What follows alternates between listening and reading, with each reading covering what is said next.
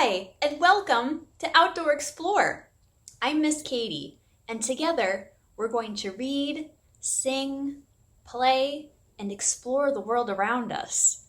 Today, we're talking about something that you could find almost anywhere. You can find it outside.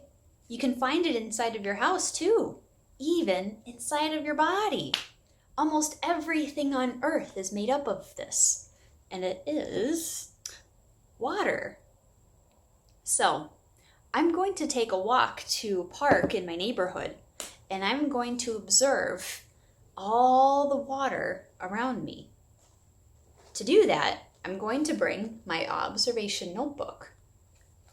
And on the next page, I wrote down water right on top.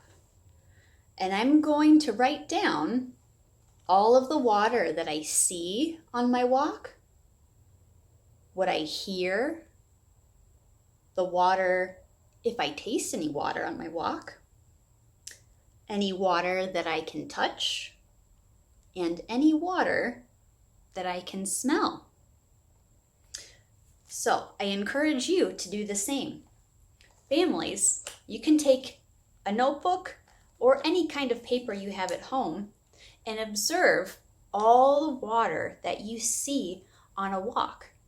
It could be in your neighborhood, your backyard, to a nearby park or forest preserve, wherever you want to go.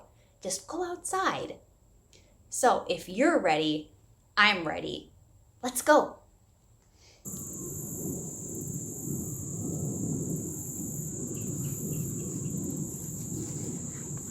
My walk is going great so far. I'm remembering to write down everything that I observe on my walk. Remember to write down everything that you see, that you can hear, and even things that you can smell, taste, and even touch. I'm going to keep going and see if I can find some water. Whoa! Check it out! I found a stream on my walk. It's not too big, but I can hear it. Can you hear it? I can hear lots of other things too. I can hear birds, lots of bugs, and even some cars from a nearby road. I'm going to explore a little bit more and see what else I can find.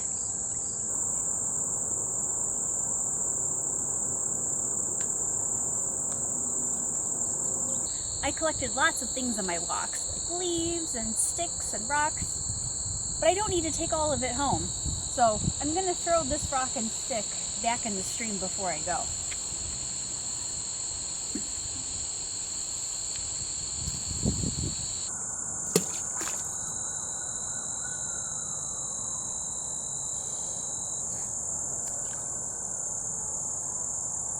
Did you see that too? When I threw the rock in, it sank right to the bottom, but the stick floated on top. I wonder what else sinks or floats.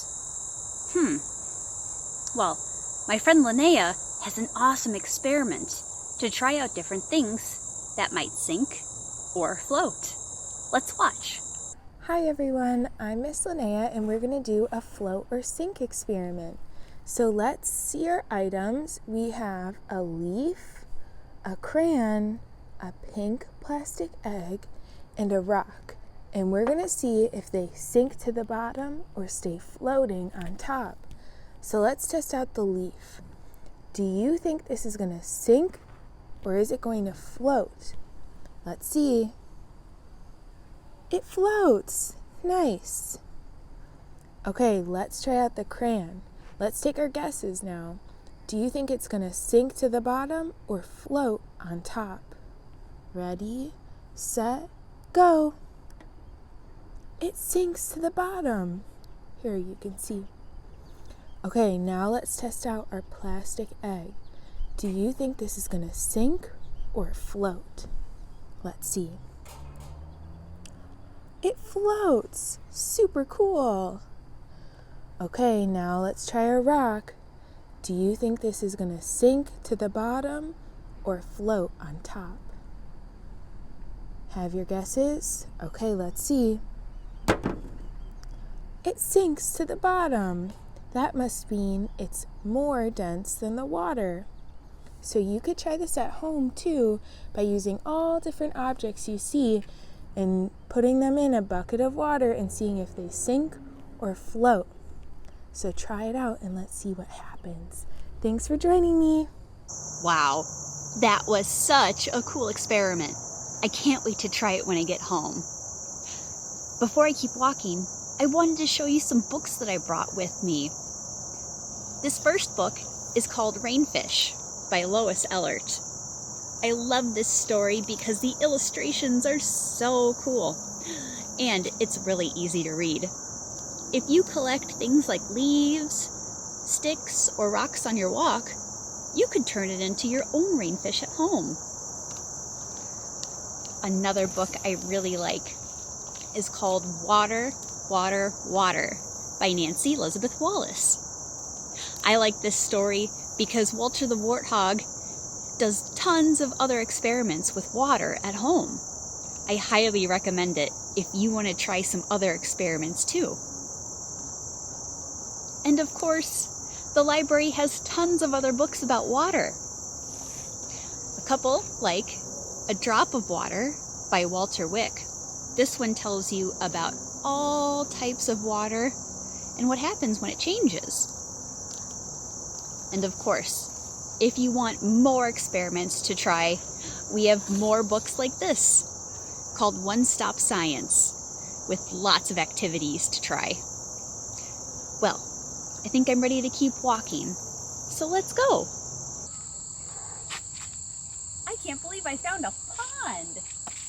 This is the best part of my walk. So I made sure to write down pond in my notebook. And I can see there's some people here in boats, walking around and fishing. And speaking of fishing, what I can smell, it smells a little fishy. And also like plants. And I'm gonna see if I can even touch the water. Let's try that next. I found a nice spot by the pond where I can collect some water. I brought a jar with me so I could gather a little bit and take a closer look. If you decide to collect some water on your walk, make sure that a grown-up is with you and can help you.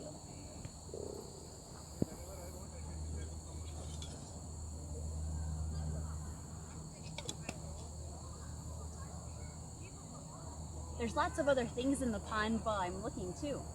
I see lots of fish and even bugs on top of the water and lots of plants. You can see leaves here and lots of plants under the water too. Let's go take a look at what I collected. This pond is amazing.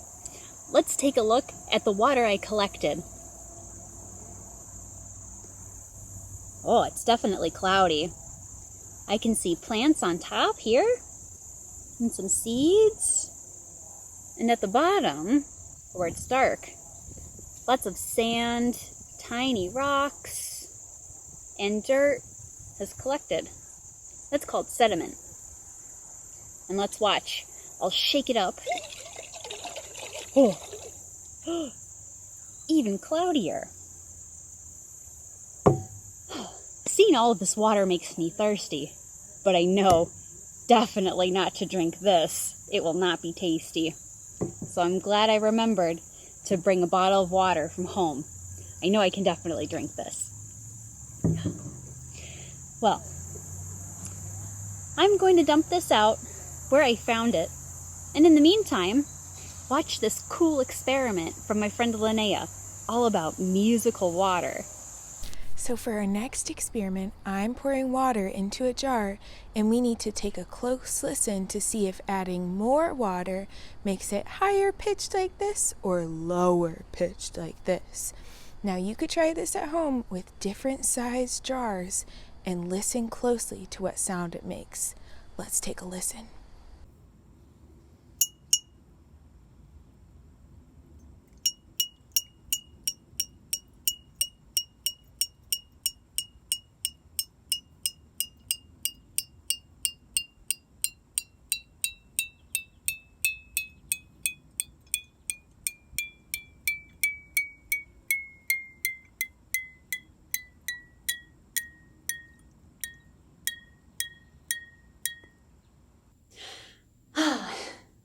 Well, I'm back at home from my walk.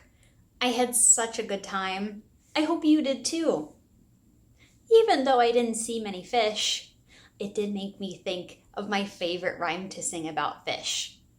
Would you like to sing it with me? Well, get your wiggly fish ready to swim. Did you ever see a fishy swim this way and that way? Did you ever see a fishy swim this way and that?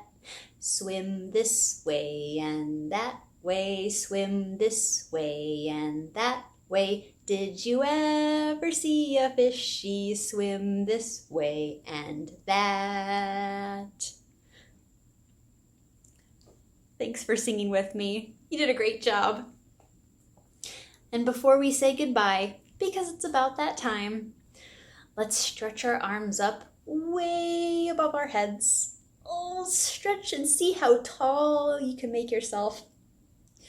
Pretend you're a great big tree and wave your arms in the breeze. Think about what color your leaves are or what kind of tree you might be.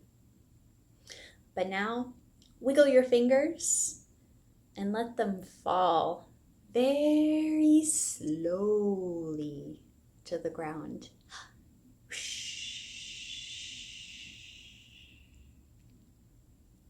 Good job.